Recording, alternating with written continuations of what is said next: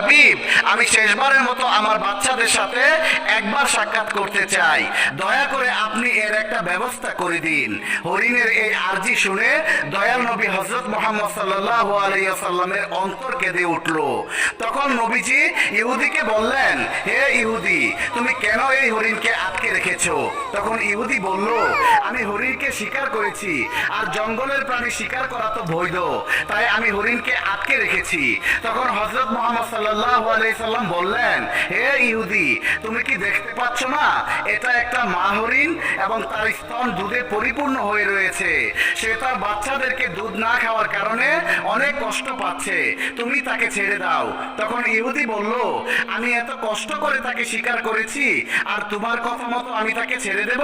তখন দয়ার নবী, বিশ্ব নবী ওই ইহুদিকে বললেন, তুমি তাকে ছেড়ে দাও, সে শেষবারের মতো তার সন্তানদের সাথে দেখা করতে চায়।